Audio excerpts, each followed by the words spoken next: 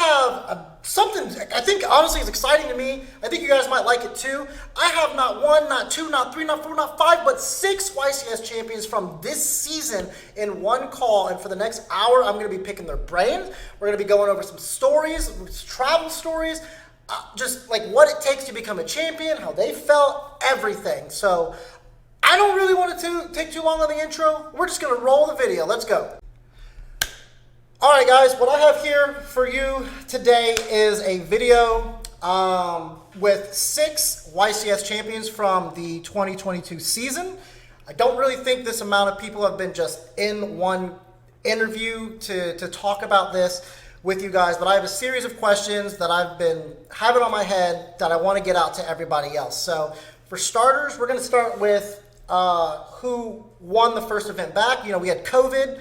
So we didn't have an event, guys, for like, what, a year and a half, maybe even 2 years, somewhere around there. So up first, Elijah won the very first event back. Elijah, what did you play for that event, and how did it feel just winning that event? Like, what was your thought process for the first event back? Well, it was a Prank Kids Adventurer DP, so... And I was kind of honestly planning to win the event, not to sound cocky, but I had definitely played a lot over COVID, especially online. So I kind of went in feeling really good for that event. So. Okay, sweet. And then, like, so you said you played a lot. So you feel like you had to play a lot to get there. It wasn't a coincidence. Yeah, I'm very much a quantity over quality when it comes to testing. I'm kind of known as a DB warrior, I guess you might say. Oh yeah, people know you. But people know you. Yeah, I think playing a lot in a format makes a huge difference on how you do, especially in a long tournament when you get tired towards the end. I think just playing a lot makes a huge difference. And what event was that? It was YCS. It was North Carolina, right? Yep, Charlotte. Yeah, so I went to that. I didn't do too well. I think everybody else here went to that as well. Yeah. I was there. Yep. All right. So I, myself, won the very next event. As you guys know, with Despia, it became full power. We just got the structure deck in. And it started off as like kind of a joke that I was going to win that event. But the same thing with Elijah, like, the Friday before the event happened, I thought I was going to do well. I remember sitting in the hotel with Urena and Hoban, and I was going to play trap cards in my branded deck. I was going to play an Eldritch version, and I remember it was Hoban and Urena. They looked at me and they go, "Please take out trap cards of your out of your deck." And I just look at them and I go, "You know what? I'm going to do that. I'm going to do that." And I remember I was sitting next to Christian at like 9:40. I think our deck list had to be turned in at 9:45 or 9:50. Downstairs writing the deck list out. And I remember looking at Christian and go, "I don't know what I'm doing right now. I don't know what's going in my deck right now. I just hope it works." And then it wasn't until round 4, I was 4-0, and I was like, "Hey guys, I think I'm on to something here. Like, I think I'm doing it right." And for me, doing well in that event, it was just like, I've been playing the deck for 6 months, maybe 5 months at that point. And so it was just a bunch of me just knowing how the best deck in the room, allegedly, because I mean, I still do think Prank Kids were probably better at that point. But just having the edge upon people, I think I played 8 mirror matches, and just nobody knew the deck better than me in the room. And I could confidently say that, just be playing the deck for 5 months. And like Elijah said, it comes down to practice. And I was just so comfortable with the deck, and I think that gave me my edge. So then we have LeBlanc, right? We have LeBlanc. What up? Yo, so I believe you were the next champion. What event did you win? YCS Minneapolis. YCS Minneapolis. And what did you play?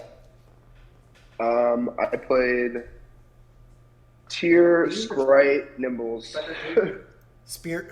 Okay, so we have completely Spear- shift metas from mine and Elijah's win for this. Just to be clear, completely shifted.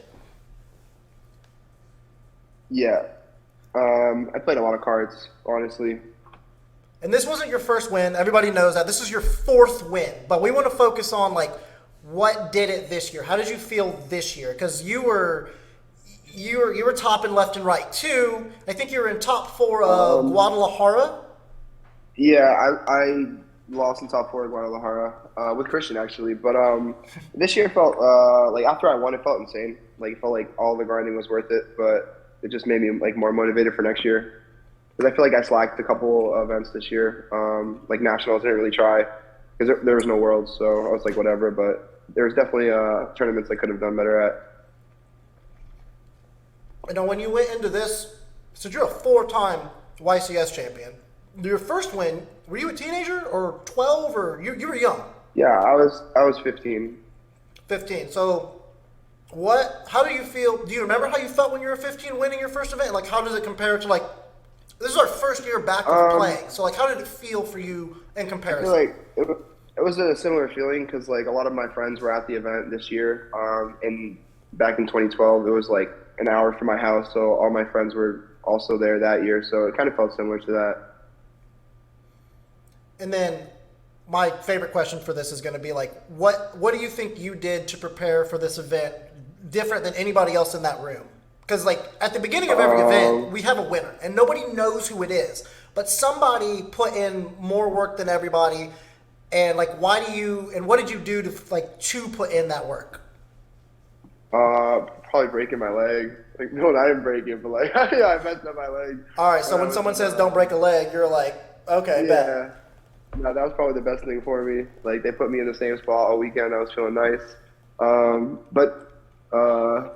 I just like play testing. Like even if like you have like a week to prepare for an event, I think playing like as much as possible before like is always gonna like give you an advantage. I was just playing a lot at the time, so you're also even right now, but it's still hard to win. It's not.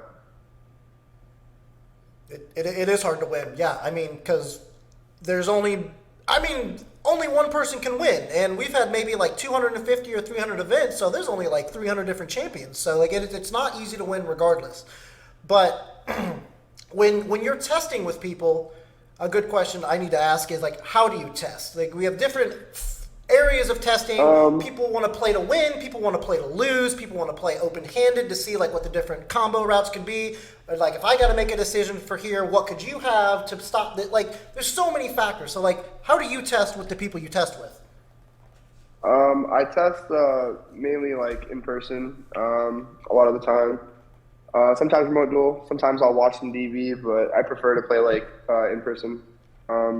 And then normally just like with other people that I travel with, open-handed preferably, so you both get better. Like you're not just like withholding information because like it doesn't matter when you're testing.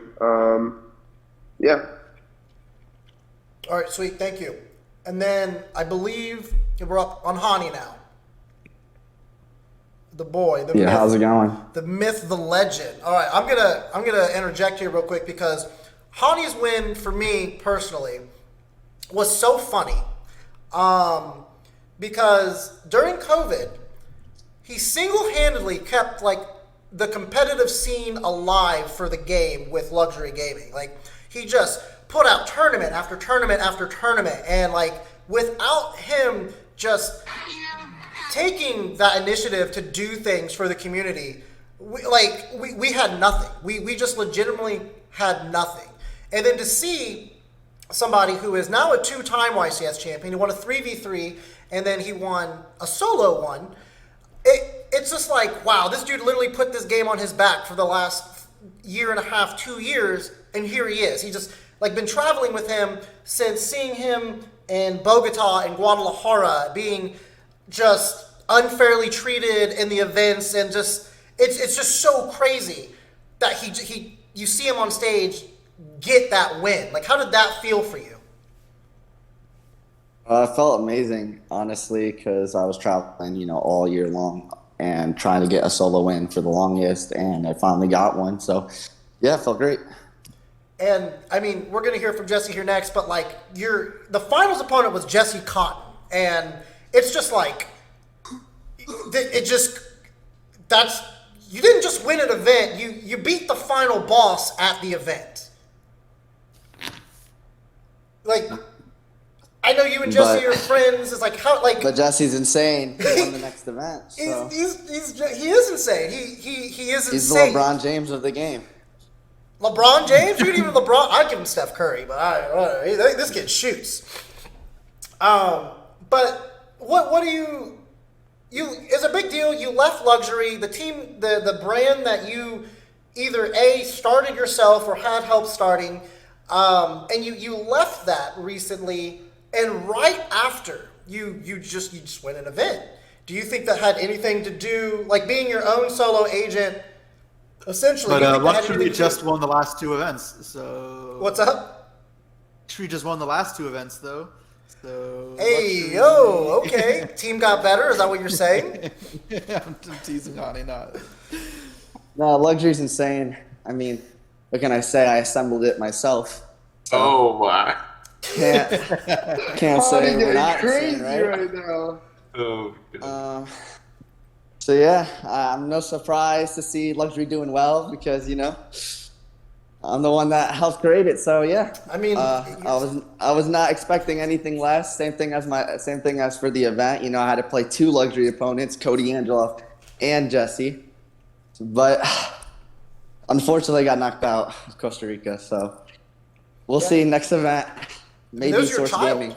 Yeah, luxury is your child, and then your children, per se. I'm air quoting right now. Won the last Absolutely. 2. I love everybody on that team. So a little background info.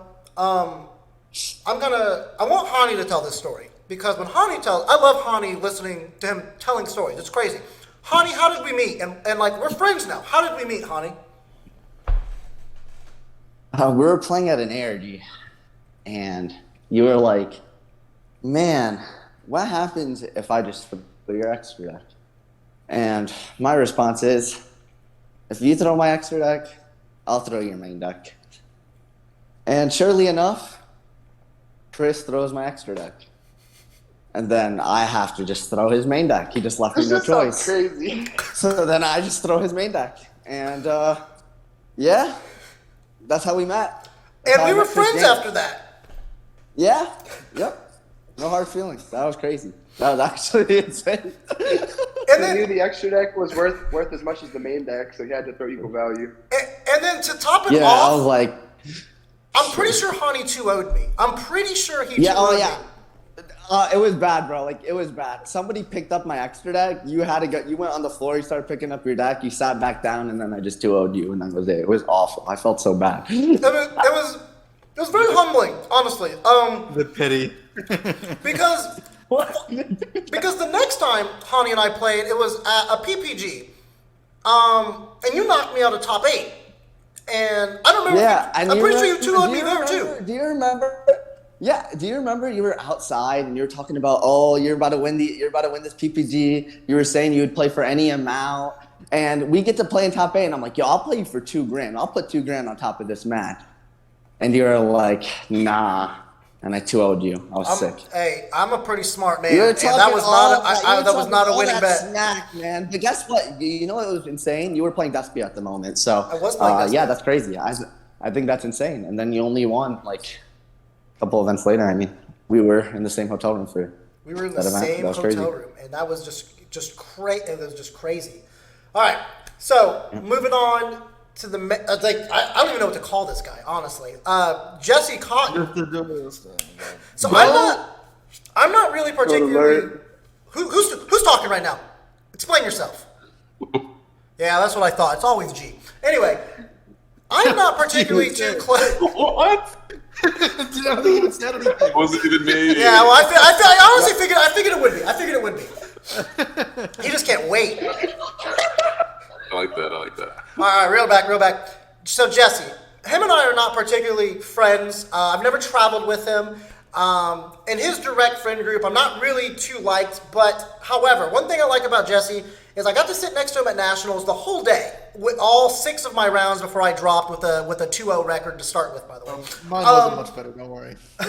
But Jesse was super nice to me the whole day. He had no snarky comments. I was talking to him left and right, and he was just super nice. So this is something I've always liked about Jesse.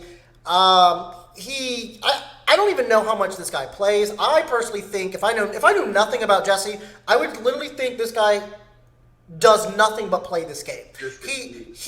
The last YCS, he finished first in Swiss. The remote duel, he just finished first in Swiss. He won the one before that. He has been in 2 finals this season, or 3. Yeah. That doesn't happen on accident. And to the players that generally think like, oh, this player must be cheating, or this player is just luckier than everybody, Jesse, I want to know how you feel about those statements. I mean, what evidence that I don't cheat? Look at my performance the first half of the year. Talk about the Nationals, how you did bad. I mean, I was right there with you. I was also out pretty early. And every tournament before that as well in the start of the year, I could not make top cut a single time. Trust me, if I was cheating, I wouldn't have done that bad. The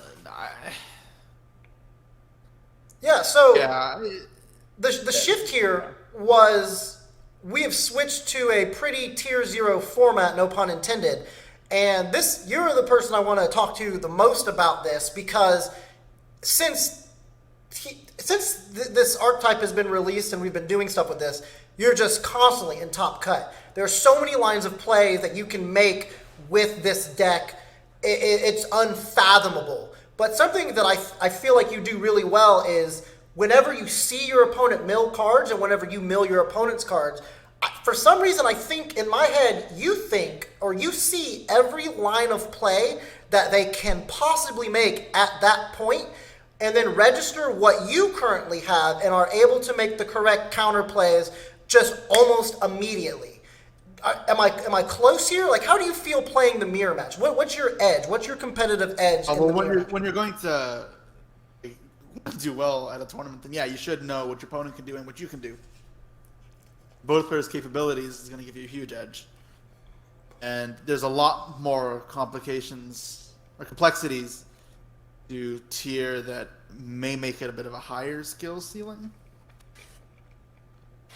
Because it's not just sending cards from the deck to the graveyard. Which that's going to bring me back to a funny tweet, G. But it's not just sending cards from the top of the deck to the graveyard. It's like registering, because we have the bestials too. It's like, okay, did I mill Havnus Merly? Yeah, I did. Am I triggering both right now? Do I think my opponent has a bestial, or do they have one? Like, are you triggering both? Are you saving one? Are you reaching for it later? Like, when you have instances like that, what are your thought process? If you were to mill 2 names into a game 2 situation in a mirror match, are you triggering both right away, or is it situational? Almost never. I mean, like, if you mean like just a straight up first action, Merly mill 3, hit 2 names, no.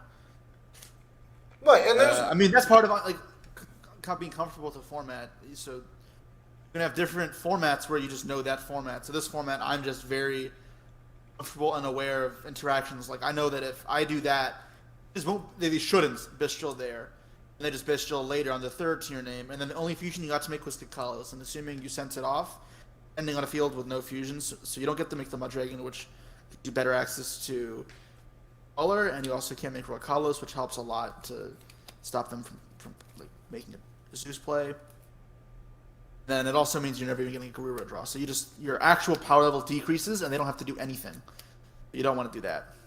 So what you're saying is, this is not a deck you can just pick up and mill. You just can't just send cards from the top of your deck to the graveyard. Like, you have to know more than that. Like, nobody can just pick this deck up and be like, oh, I have a tier 0 deck, I'm gonna do well.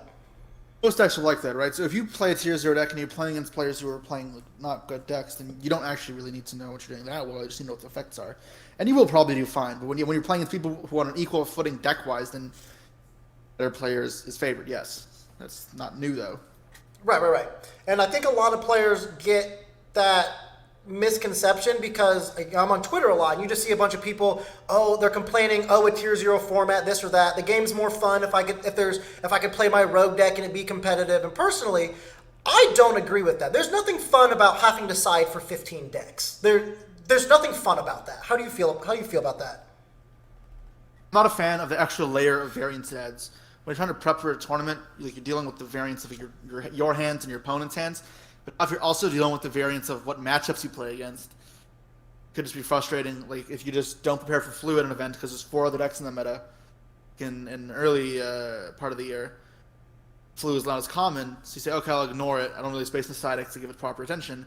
Then you play against 4 of them in a row at YCS. Like it's really frustrating. Statistically, like if you look at the representation of that deck, it will be just bad variance in your end. It's just another element of variance you'd want to eliminate, and tier 0 typically does that. Right, which essentially makes it easier on the players or us as the players to prepare for the event. Yeah. And then you are now a 3-time YCS champion and a UDS champion, correct?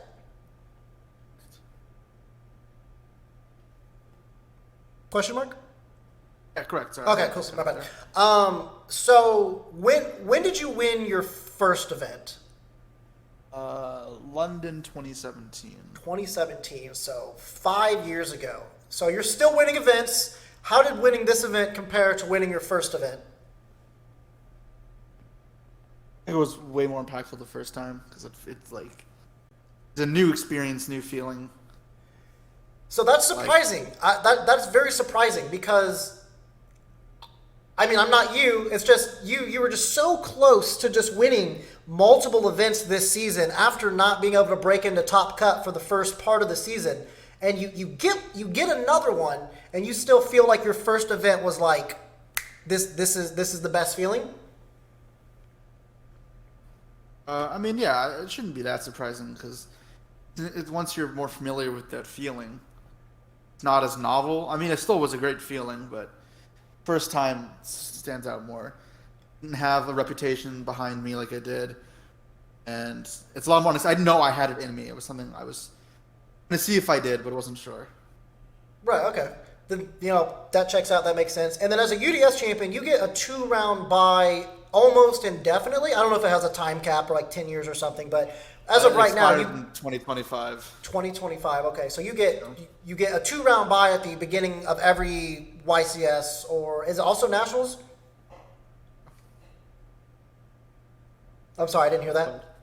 Nationals too. Nationals too. Okay, so going into a tournament, I'll ask 2 questions. Going into a tournament before a tier 0 format, when you get to start off 2-0, does that impact your deck building when you know you're going to be sitting across from people that are also starting off 2-0? Not really, because some ridiculous stuff can start off 2-0.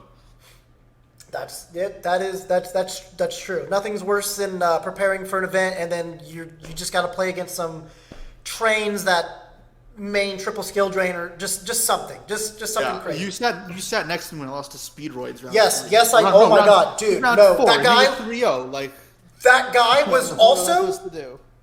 Guys, this guy was also dressed in all green. His sleeves were green and was just rocking Speedroids. Yeah. Bro, I sat next to that guy. It was insane. I watched him play Kobe Short. That person was not real. Bro. He was. I swear. He was about it. He just told me I lost to the best wind duelist. I'm like, I guess I did. Crazy. Hey, that archetype gets a deck for Speedroids. He's winning the event. I'm not showing up. I can't show up anyway, but I'm not showing up. Holy crap, that's hilarious. All right, Justin, thank you. Let's move to. Oh boy. Let's move on to G. He has just recently won the latest what is it called? Yu-Gi-Oh! Championship Series via remote duels. How does that feel? You're a 3v3 champion as well. You are now a remote duel champion.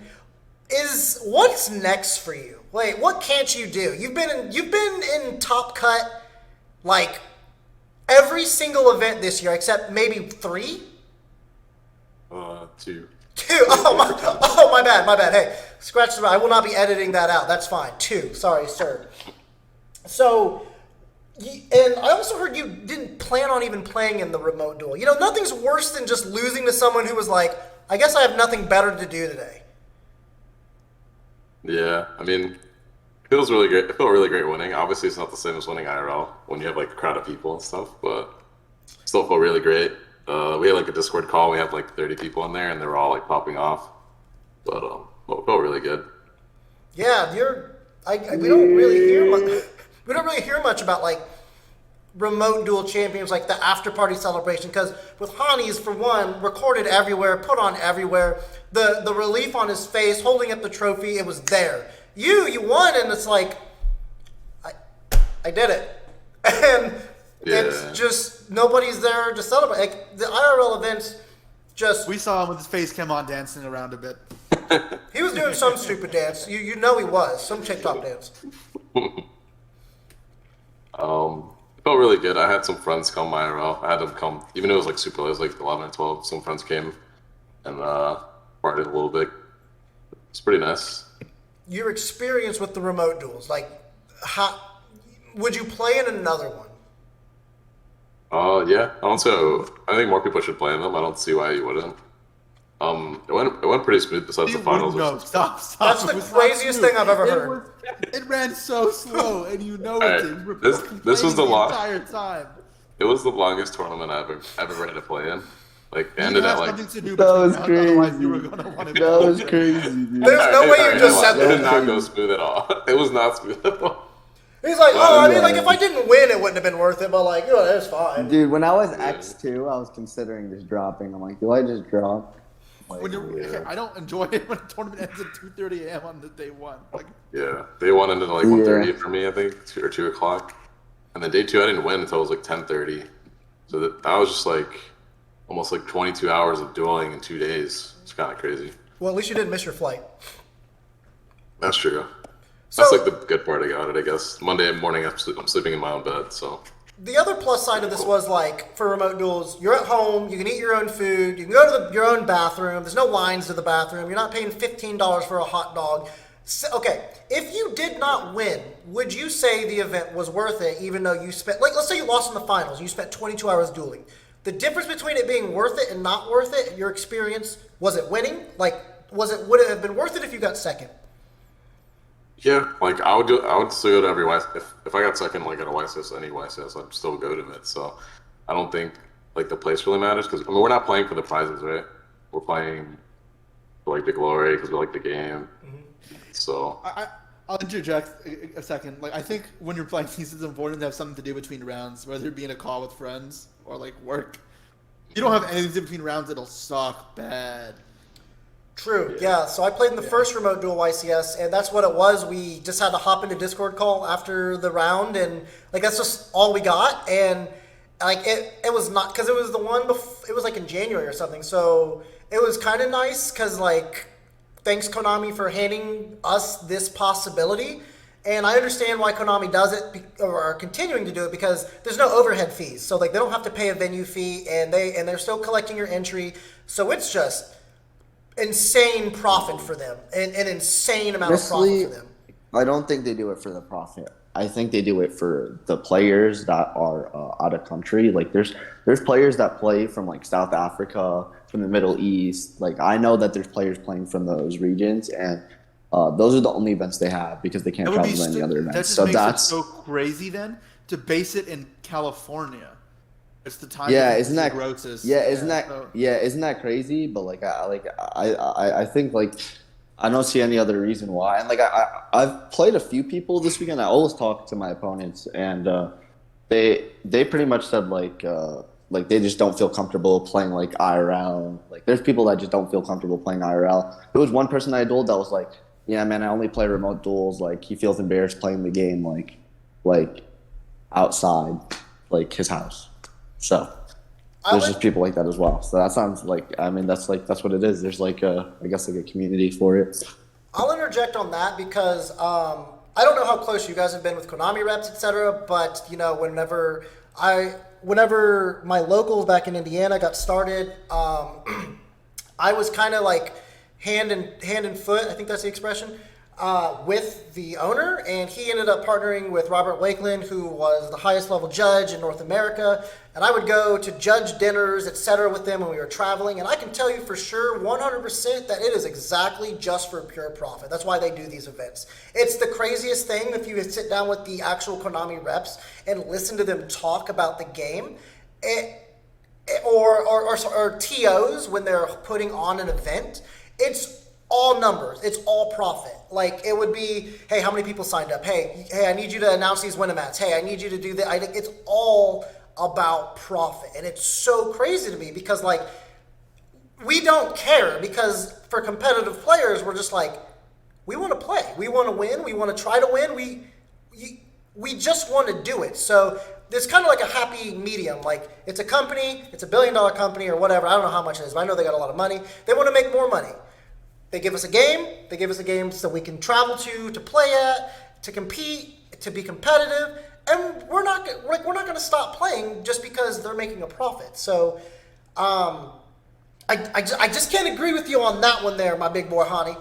But I'm sorry, I stole the spotlight from G, and I have another important question for you. G, what did you play for this event? And I want you to be specific. Played Shizu tier element. A Shizu tier element. Now, does a Shizu tier element send random cards from the top of the deck to the graveyard?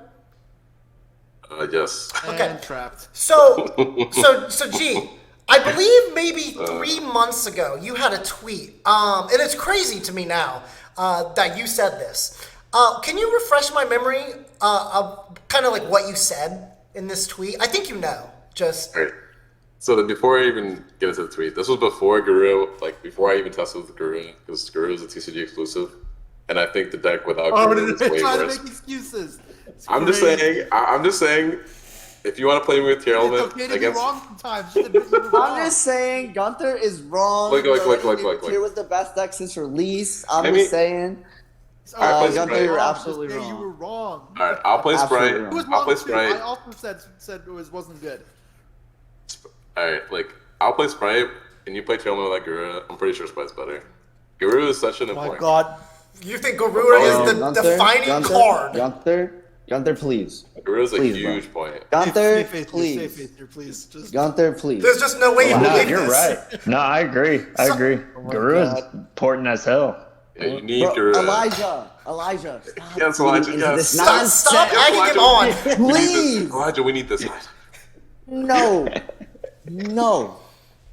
I just- Incorrect, Gunther. I can't Stop give this it. to you. Like, Garura is not the card that's like, oh, if I could draw one more card, I guess. I agree with you. I guess this is crazy. It opens up hella lines. It opens up No. features Came out of lines, nowhere. It opens No. up hella lines. Like I think No. it No, it doesn't. without Guru, You can literally play a second kit. It's the same. It's a body. It's the same thing. Like the draw. Like you're going off of a draw. That's it's it. a card. It's a wing beast for curious. Like I think that card's You know what? matters so much more. I want Jesse to play the next event without Garura in his deck, because I bet he'll win. This guy's Why would crazy. he He do doesn't that? need to put cards on his deck list, and he's still in top cut. Actually, that's possible. With the new Kashtira cards, like there's gonna be extra deck monsters that have to be cut because you have to play double kit, double Kaleido Heart in the future. So there is gonna be cards cut. Mud Dragon, Garura, those are cards that might be cut down the line for those cards because you have to value those fusions more than those fusions. Like, so Even we'll see. Super Poly, like Super Poly was like way worse without Guru, right? And you guys all played Super Poly in your decks. Hey, I'm biased. I'm biased on that card. You don't ask me about Super Poly. That card's crazy.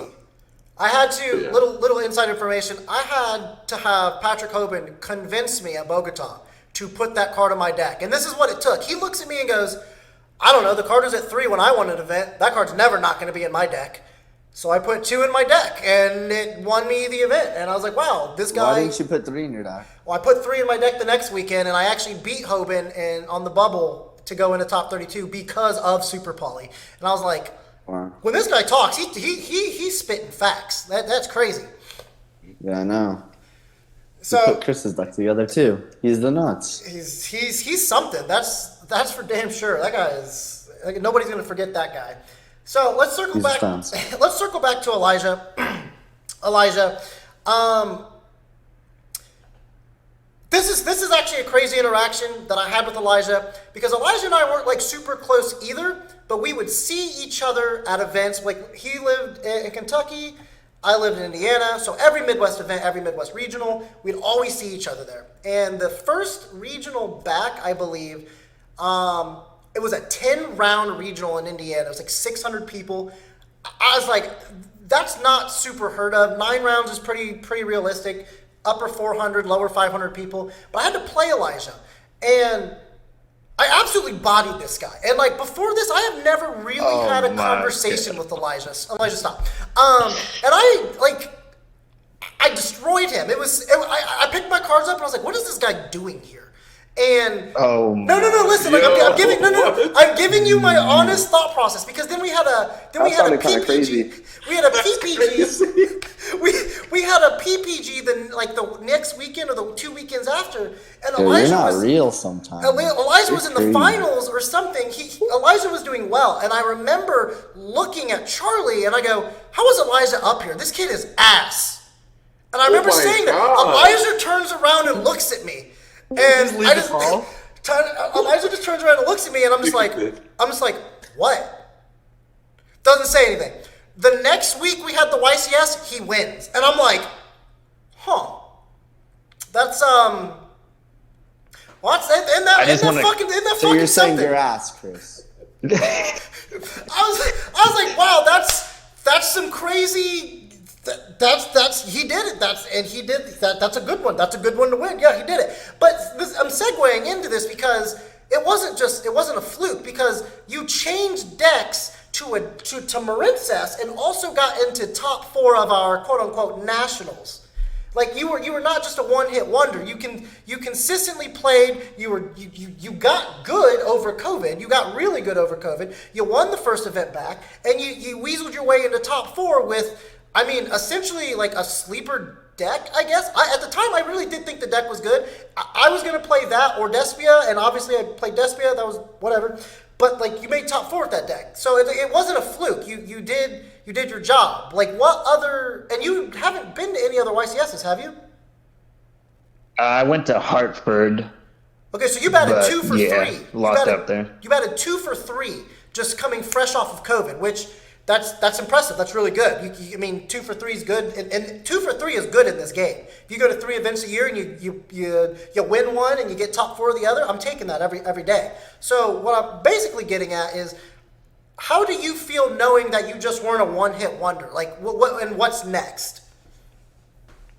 Nats was the big one for me, because, yeah, I obviously thought that too. You know, like fresh off the win, you wonder like, did I just have a lucky run or something? But being able to get like a second top makes you feel a lot better. So.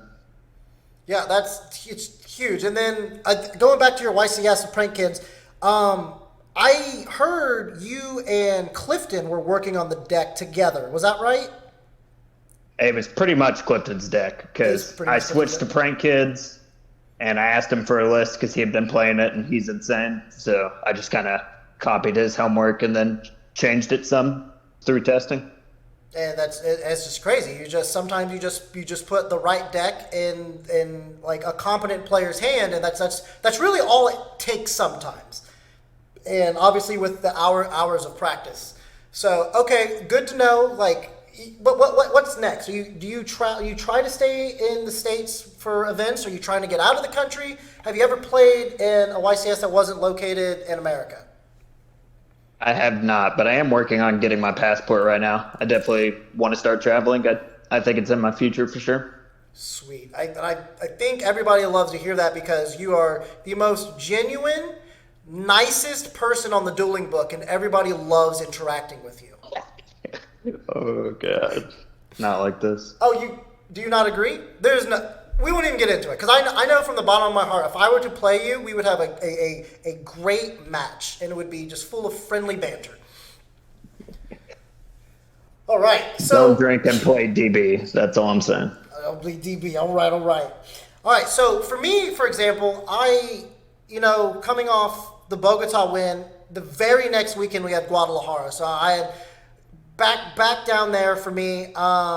if I wasn't traveling with G for these events also, I just would have been lost. I believe, Honey, I think we met up in Guadalajara, and I think G met up with me in Bogota. Like, we got on the plane, and it was an unreal feeling as far as being out of country for the first time to play an event. So this, like, Bogota was my first event that wasn't in America.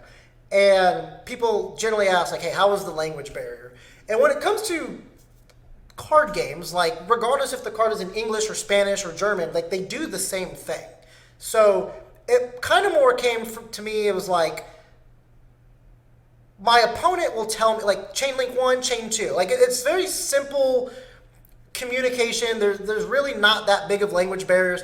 And for me to get over the subjected language barrier, I double ask questions a lot to make sure. I'm like, if they say, hey, I'm going to do this, I'm going to do that, I'll verify, like, hey, you said you're going to do that, then you're going to do that. They nod their head, we'd continue play. And that's the best that I could do to, like, disqualify any bad communication skills. But the win off of that was super big for me because on Twitter, like, for the past, like, 3 weeks, I was just telling everybody, I'm winning the first event that branded as full power. And then I proceeded to do so, which, one, crazy, but then two, going to Guadalajara, a much bigger event for me. I think it was like 1,400 people. And I managed to make it in the top 32 there, where I had to play 4 games for my top 32. I lost game 1. Game 2, the judge, like, gave us a double game loss because we both had failed to maintain game state. So it should have just been, I lost game 1, I lost game 2, he lost game 3, he should have won. And then the judge proceeded to say, but you now have to roll to see who's going first for the next game. And we played out a full game. Never seen that happen before, never heard of that happening before. Pretty sure that's just not in the rules at all, but he definitely just made that up on the spot. But the feeling for me, just going back to back, like Elijah was talking from his first place to a top 4, I felt like I had an opportunity to go further than top 32 or to potentially win this event because I've still got the same deck in my hands, and I felt unstoppable. And then that had to happen, and it was a humbling experience. And then I had nationals a few weeks later, and it was just a dud for me. And that essentially ended my Yu-Gi-Oh career for this year because I am, as everybody knows, suspended until August 31st, and I can re-enlist or reinstate, whatever. And they'll probably say no, but we'll figure that out later. So then Chris, man, I need you to talk to me here. Yeah. I need you to talk to me. So when we go to these events, we've traveled. We were all in southern America and Mexico this year. What is your favorite thing to do when you're not at the venue? Like, what does it for you? Probably party. Party. All right, party. And like when you party, like, what does that mean? What does it mean when you party? Because I partied It's like with you. charging up for an event.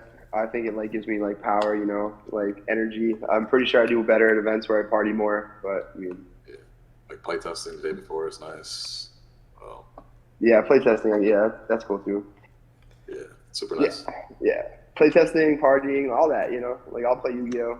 While, like, there's a party going on. So Sounds you're saying there's time for work and play. Yu-Gi-Oh being work and then play being partying. So fun. Yeah, of course. if you had to pick, because gosh, man, if you had to pick, what's the best day to go and party? Because I mean, since getting back into events, it's like Saturday night. Saturday nights. You like partying Saturday nights. Yeah. What if you day 2? You get, like, We're you still come partying. you come back, you get like 3 hours of sleep. You like wake up, you're like good to go. This man You said get some 3 hours breakfast. of sleep. He's crazy. 3 hours of sleep. No. He's Yeah. a party animal. That's for sure. I've seen you party and like you're young, you got it in you, and then you come back and you're just in top cut. It's like the night before had no effect. You're just on a different level, and that's what I'm trying to portray here. It's like you practice so much, and like you love the game so much that like you can just go out and party and be fine because the game is so ingrained in you that it's like muscle memory for you to perform well at this point. Or am I close here? Yeah, I guess. I mean, I just like the game a lot. It has nothing to do with like that. I just do what I enjoy. Do what you enjoy. Do what you enjoy. Honey, man. Whew. From us having bad blood to becoming travel buddies to being on luxury and kicked off. Won't talk about that though. Won't talk about that. How? Woo, how does it feel? Because you just turned 21 this year. Yeah. You just turned 21. Whenever, gosh, man, was it? I'm trying to go back. Was it Bogota? I think. Were you there the first night in Bogota? It was. It was that. I'm the one that beat the crap out you in dueling. We were Okay, playing Eldritch cards. Okay, first of all, Remember? that's not good. First of all, we won't do that. Second, were you with us when we got lost in Bogota? Yeah, I'm Okay. the one that got us lost. Yeah, okay, At thank 3 you. a.m. in the morning. That's what I wanted to hear you say. So we are. As I've been tweeting, telling people, hey, we're going to be in Bogota, whatever, I had multiple messages from people like, hey, be safe out there. Don't be here. Don't do that. It is 1, 2 o'clock in the morning. We have no idea where we're at. Absolutely no idea where we're at. Traveling on the back roads of Bogota. Walking, by the way. Walking. We have tried to get an Uber. We've tried to flag down lifts. The cars would approach us and see 4 or 5 of us and then leave. Just leave us. They wouldn't pick us up. It was the absolute, like, being in a country to play a card game that isn't your own homeland was such an You eye-opening. got Subway, right? You remember that? You guys got Subway. I got. It worked out at the I end. did get Subway, and do you Yeah. remember the guy that was? It worked out at the end. You can't be upset. We were trying to find a specific bar to go to, and like we couldn't get there. Like it just we routed it. It took us there. And it wasn't it. Like we just couldn't get into this bar. It just wasn't a place. No idea. One of this, like, not scary, but like, because we're all grown men, we're all around each other. But like if you take it at face value, we're foreigners in this country. We have no idea what's going on. Anybody could say anything to us. And honestly, like, that's just how the rules would have went. We would have just been like, yeah, I guess I shouldn't be on your street, homeboy. I guess I don't know. So what I'm getting at with this is, Hani, being so young, this is just, since I've known you, this has just been your personality. You've always been bold. You've always been somebody that is just like, better have it, run it, and add it, like an attitude like that. How do you think that impacts your everyday life and into Yu-Gi-Oh? Like, where is the divide for you? Yeah, I just try to. Honestly, I'm just trying to make the best decisions possible, and I'll learn from my mistakes one step at a time, and that's it. And that's good, because like I said, this guy put the whole I game. do that in life, and I do that in Yu-Gi-Oh. I play my matches, I learn from my mistake. The guy put the whole game on his back for COVID season. Like, he was busting his ass. You know, I'm talking. You moved too, right? You moved from your family earlier this year or last year? Yeah, I moved like 2 years ago. Yeah. So, like, just a huge move. Just, he was, 19 doing that, and just decided to love this game so much, and he just put all of his time and effort into it, and it paid off, and it's continuing to pay off. So, and I think we're going to Jesse now. Jesse, are you still with us? Yeah. Perfect, Jesse. So back to you, Jesse. You're young too, right? Are you 21 yet? Yeah, I'm 23. Okay, perfect. So yes, he's 21 yet. Okay, good. Sorry, I know you're just killing it in Dragon Duels. I'm surprised you're not closer to Charlie's age. My bad. So Jesse, when it comes to like partying and going out and Yu-Gi-Oh, and you're in school, right? I believe. Hopefully my last exam on Tuesday, and then I'm done forever with school. But yeah. Awesome. How do you balance everything with school, friends, practicing? Like how people want to know how people can just be so good and also have life going on. So how do you balance it? Do you have like a schedule, a calendar? What goes on? I've put in the work in the past. It doesn't take as much for me to learn a format because I know the basics so well from when I grinded nonstop as a kid. I don't have to test as much as other people to be the same level they do, which is nice. Yeah, I mean, that's just true. People say, like, It's How not do I make cocky. it work? You've put in Well, the work. I don't have time to Show work up, as much it's right now, like, but I've you worked already in the know how past. to do it. So you. Well, I mean, there were years where I played till 5 in the morning at DB tournaments every single day. So I put in the work. It's just I already have put in the work for the basics at least. So this brings up a scarier question then. You said you're almost done with school indefinitely, hopefully. That means more time for Yu-Gi-Oh! So like now that you're not going to be juggling school, what's going to stop you? But You're- try to replace it with content creation. So be something else taking its place probably. Okay, cool. Because I mean, like I mean, between you and G, you guys are the hottest players in the game right now, honestly. Like, and if anybody has anything to say about that, you guys can arm wrestle me. But like, you're just always doing so much, and I think that it's going to be a huge present, I don't know what just happened there, but a huge thing for the community is when you start like being more interactive with them. Like people want to pick your brain. Like people want to hear from you. It's not sickening. It's like you're on Twitter, people on Twitter, and it's every event. It's always, what was the meme last time for remote duels? I didn't even know your record, and someone was like, Jesse Cotton prediction. I predict this will happen. Oh, I ended up in the finals on accident again, whatever. I look at the end of like Swiss, Jesse, undefeated. And I'm like, I just didn't, like, of course. It's just going to be the same thing over and over again. You have been deemed like the final boss battle for an event. How does that make you feel? Like, you're him, you're it. How do you feel about that? I don't know. I love that. He's like, this is the first I've been hearing of this. What does this mean? But seriously, like, just how do you still feel like when you sit across from an opponent that they are just immediately intimidated by you with all your success, or do you think that gives you a competitive edge when you're playing? How does it feel to just always be the fan favorite? People get nervous against me. They also always know what I'm playing. True. That is a downfall. Like if everybody always knows, but like knowledge, like you're not going to be able to replace experience with that. Like if you're better than somebody that day, you're just going to be better than somebody that day. It doesn't matter if they know what you're playing. Oh, there's luck too. Oh, no, that's not true, right? Like it means you can never play. I don't think that's true at all. Type of deck that Really? tries to surprise people because, well, I can't. Like playing a blind second deck is so much harder. They know you're trying to blind second because that means they'll just make you go first. I love me a blind those- second deck. Those gimmicks kind of like fall off anyways in Top Cut, but it means I can't even do that to try to get the Top Cut. By the first few rounds, people typically know what I'm doing.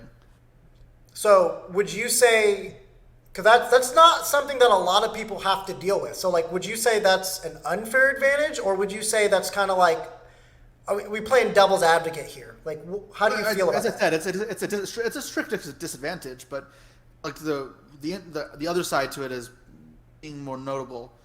Like you have people feel like there's a lot more pressure on them when they play against me, and I have seen it firsthand where people just the nerves get to them more with me and they will screw up.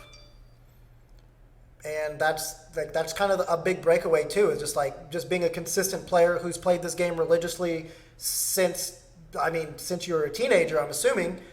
And like, Yeah, I was 5 when I started. 5. He said 5. I don't even know where I was when you were 5. I think I was scrubbing out at a YCS. But ultimately, you love the game, and like that's what keeps bringing you back. You're juggling a busy life, doing all this, college, but you love the game so much you still make time for it. Yeah. Perfect. That's exactly what I wanted to hear. G, you're up next, boy, because God, man, if I could tell you the amount of stories I have with this guy from events from this year alone, I don't think he'd be allowed to enter the next event. What's your Kasi ID? What is it? What is it? Whoa. Hey, give me that ID. This man, He's wilding right now. this man is wild. No. He's very fun to be around. But also more personal. You work or own a card store, right? So you're just like submerged in it all day. Yeah, I'm here right now. He's here right now. See, like this Yeah, man I'm never already- stops. He just won an event this Yeah, I'm past here right weekend. Look at him. Okay. You looking fresh? Hey. Actually, as a matter of fact, go ahead and turn that off, dude. I got the camera on. I don't. Hey, my girl's gonna watch this, bro. Take that off. So, G, like, you're an interesting player because you do well almost all the time, but you're annoyingly humble. Like, I know people have talked about this, like, oh yeah, it's always like, oh, G, you're doing good this, G, you're doing good that, and he's like, oh no, it's nothing, it's not that big of a deal. Like, oh, it's no big deal. Like, yeah, it's, I'm just doing my thing, whatever. And that's just you. That's how you've always been since I met you. Why are you so humble? Like, what? Why? There's no reason to be. It's nice that you are humble. You're a nice, approachable person. You're one of the nicest people I've honestly met in the game. But why to you is it important to stay humble? Going back kind of when I first started playing, like the community was like a lot more toxic back then. I don't know if you kind of remember it, but like getting into circles and like even like asking for advice from your favorite player back in the day was like really hard because like you'd have all these guys. Like I'm not gonna name drop anyone, but I remember myself even when I was younger, like asking these people for help, and they would just like turn me away or be like, "Oh, you're not worth my time." Like I just don't like that part of the community back in the day, and I do like that now it's gotten a lot better where like the pro players will help out like the random guy that's asking them. They will respond back to their messages. Yeah, I never want to be the guy that's like turning someone down. Like I'm just not trying to be that guy. But. No, that makes sense. That just speaks 100% to your character. Like you've always been somebody that like if somebody needs help, I've never heard a bad thing about you, like from anybody. So that's very hard to say. I personally cannot say the same about myself. Anyway, so you're at the shop right now. So like you just live and breathe the game then, because like what do you do outside of the game? What do I do outside of the game? I work in the store, have some employees I watch. Yeah, play video games. Pretty regular guy. Work a job. Play Yu-Gi-Oh on the side. Nothing too crazy. But like your job is also cards still. So like you're submerged in it. Like you have to love the game. Like this isn't a coincidence. And because guys, what I'm getting at here is that every person that has won an event in this chat right now during this season alone is that we just love the game so much. Like we become obsessed with the game. Like you're not going to be great or do good things in anything unless you just love something so much. Like you have to love something so much that it rivals breathing to you. Or you're just not going to have a shot at being great. Because if you're not going to do it, there are other people that are willing to do said thing. And those people are always going to beat you when it comes down to it. You're just like, it's not a coincidence. Just speaking with Elijah here at the beginning, he said, I just played so much over COVID. I was just testing so much. I just wanted to play the game. When's the first event back? Me, I played the same deck for 5 months. I didn't touch any other card. It's full power. I win the event. Chris, 4-time YCS champion. He just loves the game and playing since he was a kid. Hani, 3v3 champion, literally invented luxury, put the game on his back for almost 2 years, wins another event. Jesse, been winning left and right, always in top cut, almost always in the finals. Like, every single top cut except for 2 this whole season. It's because people love the game so much that they're willing to make sacrifices to be great. While there are some other people that just don't want to take the time to learn it and to breathe it. And I'm not knocking those people, but those are the same people that always question, hey, why am I not doing good? Like, oh, other people are just luckier than me. And the sooner people realize that it's not a luck thing, it's a love and desire for the game, anything you do, really, that's when people will start to break through and stop blaming other people and start taking accountability for their shortcomings and be able to become a champion. Does everybody agree to that? Yes or no? I agree, for sure. It's always sad. And then we got Chris and Yeah, I you they're got to be sleeping. passionate. I like it. Do well. Yeah, in anything. I believe if you're passionate towards something and you really want to accomplish it, you can. It just depends on Put in the work. how many Yes, hours sir. you put in. Yeah, how many hours you put in. Yeah, how many hours you put in. How much work you actually put in. Like there's some people that say they put in the work, but they don't actually put in the work. Like you actually have to. So that's what it comes down to. That's exactly what it comes down to. Now, guys, I've had you on here for almost exactly an hour. I don't want this going over an hour, so I'm going to just end the recording right now. I thank you guys for coming in here. Stick around after this for like maybe another 30 seconds, 45 seconds, but I'm going to end it now. Thanks for everybody watching, and I hope this gave you guys a little bit of an insight, and I hope this is just something new to you guys in general and just learning about some of the hottest players in the game right now. Thank you guys for watching. I actually had a really, really good time recording this, getting the guys together. Always a blast, especially for someone who can't, go to the events and kick the shit with the guys. But this was super fun for me, and I really hope it was educational for you guys. And I would love to do more things of this nature, just not too often. We gotta make it special. So until the next video, guys.